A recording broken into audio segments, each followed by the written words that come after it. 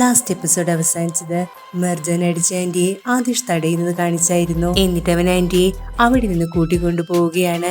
ഈ ഒരു സമയത്ത് ചെറിയൊരു വിഷമത്തോടെ അവൻ മെർജാന്റെ മുഖത്തേക്ക് നോക്കുന്നുണ്ട്. അപ്പൊ മെർജാനും അവളുടെ സങ്കടം താങ്ങാനാവാതെ കരഞ്ഞുകൊണ്ട് വേഗം പുറത്തേക്ക് ഇറങ്ങി പോവുകയാണ്. ഇത് കണ്ട് വിഷമം തോന്നിയ ആദേശും ചെറിയൊരു ദേഷ്യത്തോടെ നേരെ ആന്റിയുടെ അടുത്തേക്ക് വന്നിട്ട് ചോദിക്കും, ആന്റി എന്തിനാണ് മെർജാനെ അടിച്ചത്?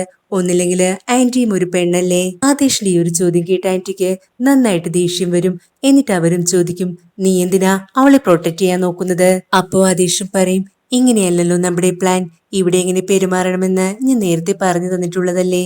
ആന്റിയും പറയും, നമ്മളിപ്പോൾ മിണ്ടാതിരുന്നാൽ ഇതിന്റെ അവസാനം കാണാൻ നമ്മളിൽ ആരും ജീവനോട് കൂടെ ഉണ്ടാകില്ല. അമ്മയുടെ സൗണ്ട് ഈ വീട് മുഴുവൻ കേൾക്കാലോ എന്ന് പറഞ്ഞിട്ടാണ് അസ്ലിയും ഡെമാലും കൂടെ ആ റൂമിലേക്ക് വരുന്നത്. അപ്പൊ അവരും അസ്ലിയോട് പറയും, ആദേശിനെ ഷൂട്ട് ചെയ്തത് മെർജാനാണെന്ന്. അത് കേട്ട് കലിതുള്ളി അസ്ലിയും, ഇന്ന് ഞാൻ അവളെ കൊല്ലുമെന്ന് പറഞ്ഞ് മെർജന്റെ അടുത്തേക്ക് പോകാൻ തുടങ്ങുമ്പോ ഡെമാൽ അവളെ തടയും. ഇതെല്ലാം കാണുന്ന ആദേശം അവരോട് പറയും, ദയവ് ചെയ്ത് നിങ്ങൾ എല്ലാവരും ഞാൻ പറയുന്നതൊന്നും അനുസരിക്ക്. നമ്മളിങ്ങനെ ആവശ്യമില്ലാതെ എടുത്തു ചാടിയാൽ ഒരിക്കലും നമ്മൾ വിചാരിച്ച പോലെ കാര്യങ്ങൾ നടക്കില്ല. മെർജാൻ എന്നോട് ചെയ്തതിനുള്ള ശിക്ഷ ഞാൻ തന്നെ അവൾക്ക് കൊടുക്കും എന്നൊക്കെ പറഞ്ഞ ആദേശം അവരെ ആശ്വസിപ്പിക്കുകയാണ്. അടുത്ത ദിവസമാകുമ്പോ എൻക്വയറിയുടെ ഭാഗമായി പോലീസ് ആദേശിനോട് ചോദിക്കും, നിങ്ങളെ ആരാണ് ഷൂട്ട് ചെയ്തതെന്ന്.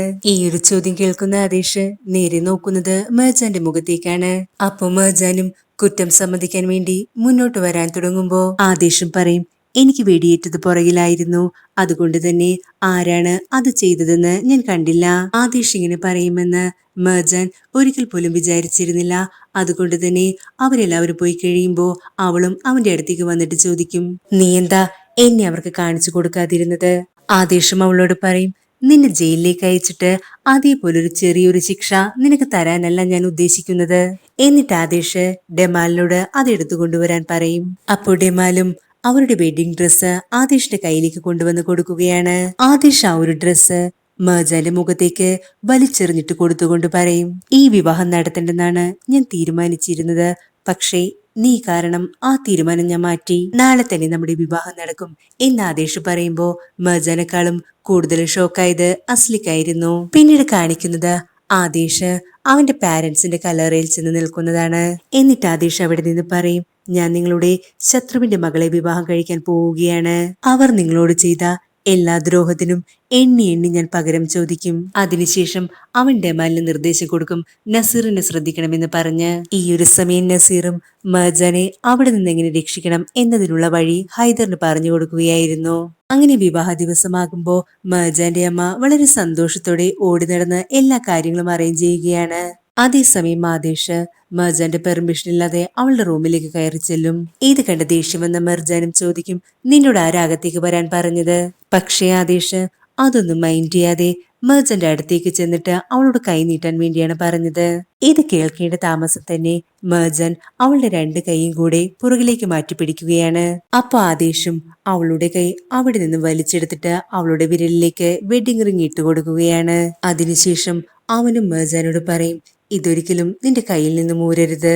ആദേശ് ഇതേപോലെ വളരെ ഫോഴ്സിലെ കാര്യങ്ങളെല്ലാം ചെയ്യുന്നത് കണ്ടിട്ട് മെർജാനും അവനോട് പറയും, ഞാൻ നിന്നോട് നേരത്തെ പറഞ്ഞിരുന്നില്ലേ നീയും നസീറും ഒരേപോലെയാണെന്ന്. പക്ഷേ എനിക്ക് തെറ്റിപ്പോയി. അവനേക്കാളും വളരെ മോശമായൊരു വ്യക്തിയാണ് നീ. മെർജാന്റെ ഈ ഒരു സംസാരം കേട്ട ആദേശും അവളുടെ അടുത്തേക്ക് വന്നിട്ട് അവളുടെ ചെവിയിൽ പറയും, ഞാൻ എന്താണെന്ന് നീ ഇതേവരെ അറിഞ്ഞിട്ടില്ല മെർജാൻ, കാരണം ഞാൻ തുടങ്ങാൻ പോകുന്നതേയുള്ളൂ. ഇതും പറഞ്ഞ ശേഷം ആദേശ് അവിടെ നിന്ന് ഇറങ്ങാൻ തുടങ്ങുമ്പോ മെർജാനും അവന്റെ അടുത്ത് വിളിച്ചു പറയും, നിന്നെ കൊണ്ട് പറ്റുന്നതൊക്കെ നീ ചെയ്യേ, അത് ഏറ്റവും നന്നാക്കാനായിട്ട് ഞാൻ ശ്രമിക്കാം എന്ന് പറഞ്ഞിട്ട് ആദേശും വാതിൽ തുറക്കുമ്പോഴാണ് ഹൈദറും അവിടേക്ക് വരുന്നത്. അയാളെ കണ്ടിട്ടും ആദേശ് ഒന്നും മിണ്ടാതെ അവിടെ നിന്ന് പോകുമ്പോ ഹൈദറും നേരെ മെർജാന്റെ അടുത്തേക്ക് വന്നിട്ട് പറയും, നീ ഒരിക്കലും ഇവനെ വിവാഹം കഴിക്കരുത്. എത്രയും പെട്ടെന്ന് ഇവിടെ നിന്ന് രക്ഷപ്പെടാൻ നോക്ക്. അവിടെ ആടില് നിനക്ക് വേണ്ടി ഒരു ബോട്ട് അറേഞ്ച് ചെയ്തിട്ടുണ്ട്. അലി മറ്റാരും കാണാതെ നിന്നെ അവിടെ കൊണ്ടു ചെന്നാക്കും. ഇതെല്ലാം കേട്ട് ഡൗട്ട് തോന്നിയ മെർജാൻ ചോദിക്കും, നസീറാണോ നമ്മളെ ഹെൽപ്പ് ചെയ്യുന്നത്? നസീറിന്റെ കൂടെ മെർജാൻ ഒരിക്കലും പോകില്ല എന്നുറപ്പുള്ള ഹൈദർ പറയും, ഏത് നസീർ? അവിടെ നസീർ ഒന്നുമില്ല. നീ ഈ കുടുംബത്തിന് വേണ്ടി ഒരുപാട് സഹിച്ചു, പക്ഷെ ഇനി വേണ്ട എന്ന് പറഞ്ഞിട്ട് ഹൈദറും ഒരു ഗണ്ണെടുത്ത് അവളുടെ കയ്യിലേക്ക് വെച്ചു കൊടുക്കും. അരമണിക്കൂറിനുള്ളിൽ നീ ബാക്കിലെ ഡോറിലേക്ക് വരണമെന്ന് പറഞ്ഞ് അയാൾ അവിടെ നിന്ന് പോകും. അങ്ങനെ പുറത്തേക്ക് വന്ന ഹൈദറിനെ കാണുമ്പോ ആദേശം ഡെമാലിനോട് പറയും, ഇയാളെ കണ്ടാൽ തന്നെ അറിയാലോ എന്തോ ഒരു പ്ലാനിങ് നടക്കുന്നുണ്ടെന്ന്. അതെന്താണെന്ന് കണ്ടുപിടിക്കെന്ന് പറഞ്ഞ് അവൻ ഡെമാലിനെ പറഞ്ഞു വിടുമ്പോ അസ്ലിയും ആദേശിനോട് പറയും, നീ സൂക്ഷിക്കണം, നസീർ എന്തും ചെയ്യാൻ മടിയില്ലാത്തവനാണ്. അപ്പോ ആദേശും ഒന്നും സംഭവിക്കില്ല എന്ന് പറഞ്ഞ് അസ്ലി ആശ്വസിപ്പിച്ചിട്ട് അവിടെ നിന്ന് പോകും. അങ്ങനെ ഇപ്പൊ മെർജാനും അവിടെ നിന്ന് പോകാൻ വേണ്ടി തീരുമാനിച്ചു. എന്നിട്ട് അവളും ആ ഗണ്ണെടുത്ത് ബാഗിലിട്ട ശേഷം ആദേശിട്ട് കൊടുത്ത റിങ് ഒരു ടേബിളിലേക്ക് വെക്കുകയാണ്. ഈ ഒരു ടൈമിലാണ് കറക്റ്റ് ആയിട്ട് ആദേശ് അവിടേക്ക് വരുന്നത്. മെർജന്റെ ബോഡി ലാംഗ്വേജ് കണ്ടിട്ട് ആദേശം അവളോട് ചോദിക്കും, ഇവിടെ എന്തെങ്കിലും പ്രശ്നമുണ്ടോ? നീ എന്നെ വിവാഹം കഴിക്കാൻ പോകുന്നു എന്നതിനേക്കാൾ വലിയ പ്രശ്നമൊന്നും ഇപ്പൊ ഇവിടെയില്ല. നീ ഇവിടെ നിന്നാൽ ഞാൻ റെഡിയാകാൻ ലേറ്റ് ആകും എന്ന് പറഞ്ഞിട്ട് മെർജാനും ആദേശിനെ പുറത്താക്കാൻ നോക്കുമ്പോ ആദേശ് നോക്കുന്നത് ആ ടേബിളിലേക്കായിരിക്കും. അവളുടെ ബാഗിലിരിക്കുന്ന കണ്ണ് ആദേശ് കണ്ടാലോ എന്ന് പേടിച്ചിട്ട് മെർജാൻ അവനെ തടയാൻ ശ്രമിച്ചെങ്കിലും ആദേശ് ആ ടേബിളിന്റെ അടുത്തേക്ക് തന്നെ വരും.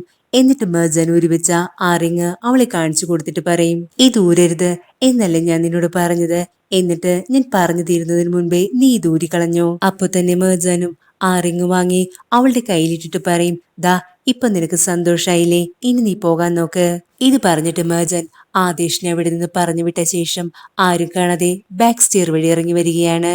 എന്നിട്ട് പുറത്തേക്ക് പോകാനുള്ള ഡോറ് തുറക്കുമ്പോഴാണ് കാണുന്നത് ആദേശം അവിടെ നിൽക്കുന്നത്. ഒട്ടും പ്രതീക്ഷിക്കാതെ അവനെ അവിടെ കാണുമ്പോ മെർജാനും നല്ല ദേഷ്യത്തിൽ അവനോട് ചോദിക്കും, നീ എന്നെ ഫോളോ ചെയ്യുകയായിരുന്നോ?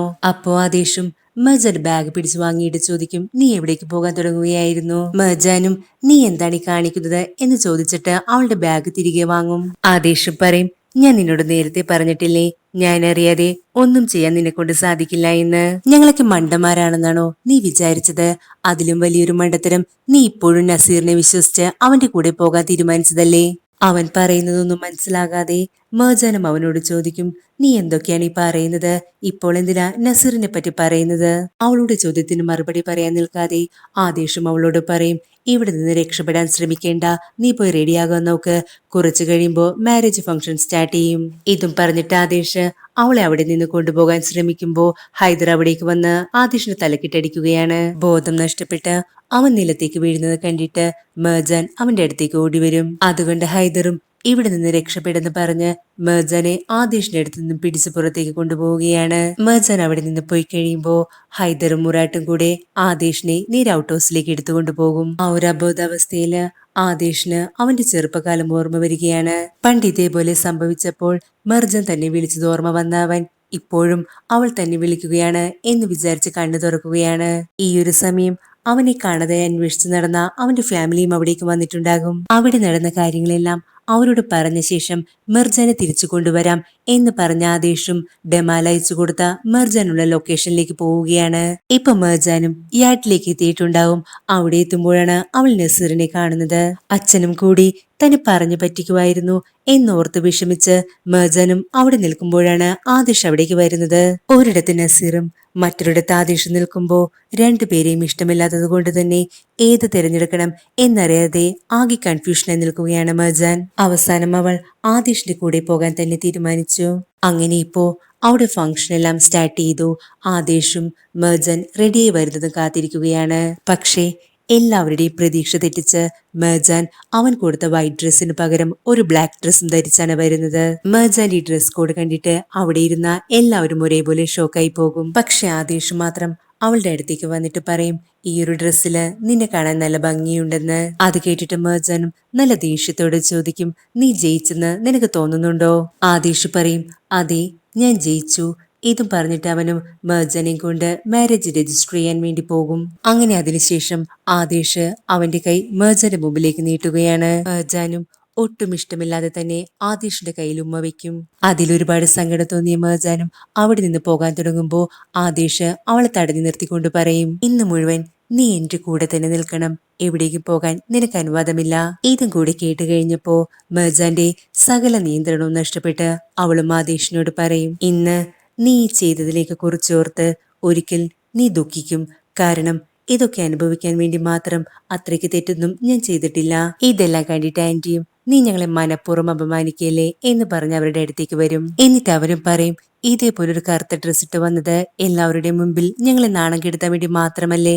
അപ്പൊ മെർജാന് പറയും, നിങ്ങൾ തന്ന ആ വെള്ള വസ്ത്രം ധരിച്ച് ഞാൻ വന്നാൽ അത് എന്നോട് ഞാൻ തന്നെ ചെയ്യുന്ന ഒരു വഞ്ചനയായി പോകും. കാരണം ഇന്ന് എന്റെ ജീവിതത്തിലെ ഏറ്റവും മോശമായൊരു ഇരുണ്ട ദിനമാണ്. അതുകൊണ്ട് മാത്രമാണ് ഞാൻ ഈ കറുത്ത ഡ്രസ് ഇട്ട് വന്നത്. മെർജാന്റെ ഈ ഒരു സംസാരം കേട്ടിട്ട് നന്നായിട്ട് ദേഷ്യം വന്ന ആന്റിയും എല്ലാവരുടെയും മുൻപിൽ വെച്ച് അവളുടെ ആ ഡ്രസ്സ് വലിച്ചു കീറി കളയുകയാണ്. ഈ ഒരു സീൻ കാണിച്ചുകൊണ്ട് നമ്മുടെ ഇന്നത്തെ എപ്പിസോഡും ഇവിടെ അവസാനിക്കുന്നു. ലൈക്കും ഹൈപ്പൊക്കെ ഇട്ട് എല്ലാവരും ഒന്ന് സപ്പോർട്ട് ചെയ്യണേ. അപ്പോ അടുത്ത ദിവസം വീണ്ടും കാണാം. അതുവരെ എല്ലാവർക്കും ബൈ ഫ്രം ആൻസ് ഡ്രാമ.